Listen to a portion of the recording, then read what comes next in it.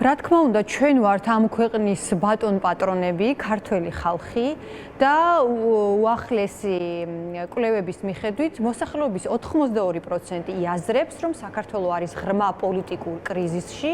ასე ფიქრობს ნებისმიერი, ანუ 82% ისეთი მაღალი ციფრია, რომ ყველა ადამიანი შეიძლება ითქვას, რომ ამას ეთანხმება და როდესაც ჩვენ კრიზისიდან გამოსვლის გზებზე საუბრობთ, აქაც პროტესტის მოთხოვნებს იზიარებს მოსახლეობის უდიდესი უმრავლესობა, 76% თვლის, რომ დაუყოვნებლივ უნდა გათავისუფლდნენ სინდისის პატიმრები და 60% ითხოვს ახალი არჩევნების ჩანიშვნას, ვინაიდან ეს მიაჩნია კრიზისიდან გამოსვლის ერთ-ერთ მთავარ ნაბიჯად.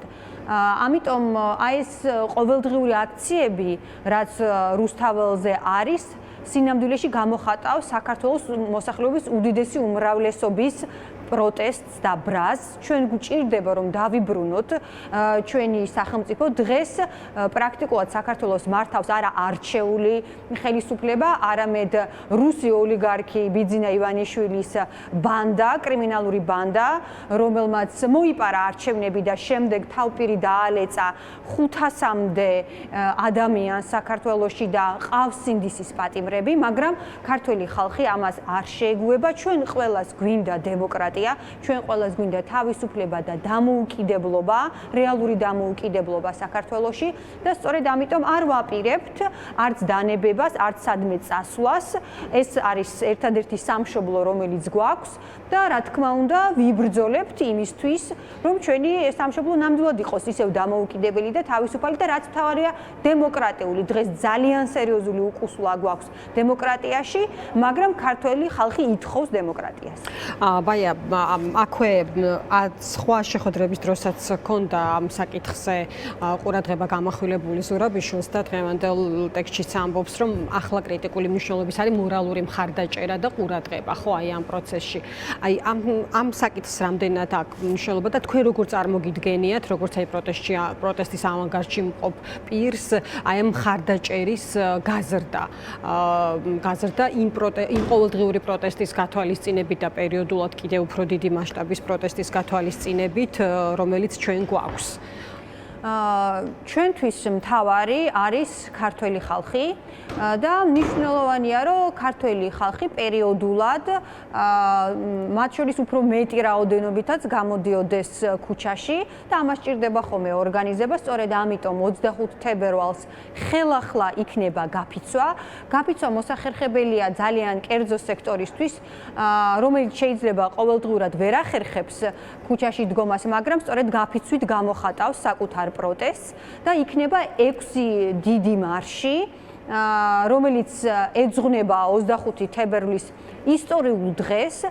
25 თებერვალი და მთელი ეს პერიოდი ისტორია ახლა გადაწერილია, შეიძლება ითქვას და ბევრს გონია, რომ საქართველოს არ უბრძოლია გასაბჭოების და რუსეთის ოკუპაციის წინააღმდეგ, მაგრამ 5000-მდე ადამიანი დაიღუპა მაშინ და შეეწირა ამ იდეას და რომ არა ისინი ჩვენ დღეს არ ვიარსებებდით, მათ რომ არ ებრძოლათ დამოუკიდებლობისთვის და მათ რომ არ აეხსნათ ჩვენთვის რა არის ქართველობა და რა არის პატრიოტიზმი და რას ნიშნავს საკუთარი ქვეყნის სიყვარული და ბრძოლა, ჩვენ მათგან ვისწავლეთ ეს. ამიტომ 25 თებერვალს გმირების სახელები ერქმევა თითოეულ მარშს, მარო მაყაშვილის, იუნკერების, გენერალი მაზნიაშვილის, ვალიკო ჯუღელის და სხვათა სახელობის მარშებია და სწორედ გმირთა მოედანზე მოვიყრით თავს 7 საათზე, ვინაიდან ჩვენ ვაფასებთ ჩვენს გმირებს და რაც თავარია, ეს გმირები დღესაც ყავს სინდისის პატიმრები, რომლებიც დღეს ციხეებში ხედან მხოლოდ იმიტომ, რომ იბრძვიან თავისი ქვეყნის დამოუკიდებლობისთვის და თავისუფლებისთვის, არიან დღევანდელი დროის გმირები. ჩვენ გვაქვს უდიდესი ბრძოლის ისტორია, რუსეთს ვებრძოდით 100 წლის წინაც და ახლაც ვებრძვით რუსეთს, ამას უნდა დაერქვას თავისი სახელი და რა თქმა უნდა ვიბრძოლებთ იმიტომ, რომ მივცეთ მაგალითი ჩვენ შთამომავლობას და მომავალს და იმისთვის, რომ შევუნახოთ ეს ქვეყანა დამოუკიდებლად და გადავცეთ მას და ამაში ამ იდეაში ქართველი ხალხი რა თქმა უნდა არის ერთსულოვანი. მადლობა ბაია, ილიაც შემოგვიერთდა და მასთან გადავალ კითხვით. ილია, მოგესალმები, მადლობა. წყვეტენ უკრაინის ბედს და რო ვერაფერი მოუხერხა პუტინმა უკრაინას, ეხლა უნდა რომ რამენერად იქნებ ზელენსკი მოაშთოს და მე არჩევნები გააყალბოს უკრაინაში ისე როგორც არჩევნები გააყალბა საქართველოში, მარტო არჩევნების გაყალბების იმედი აქვს და ტრამპი ცდილობს ამაში დაითანხმოს, თორე დიქტატორი ვინ არის რეალურად ძალიან კარგად ვიცით და ეს არის პირველ რიგში პუტინი არის დიქტატორი, რომელიც აღარ მახსოვს რამდენი წელია არ შეცვლილა ხელისუფლებიდან, რაც მე თავი მახსოვს პუტინი არის პრეზიდენტი და საერთოდ არ ტარდება იქ ნამდვილი არჩევნები.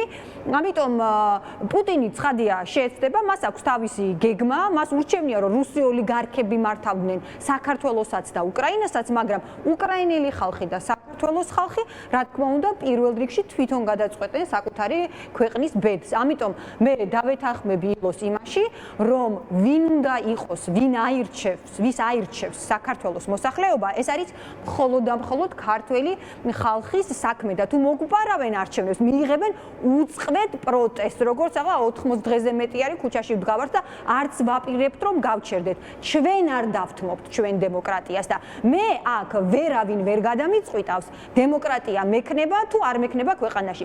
ხალხი გადავწყვეტთ ამათ. ჩვენ ვართ საკმარისად სუვერენულები და დამოუკიდებლები ამისთვის და რა თქმა უნდა ვიბრძვით და 100 წლის წინაც ჩვენი წინაპრები იმისთვის იბრძოდნენ რომ ხალხს გადაეწყვეტა საკუთარი მართველი და საკუთარი ბედი.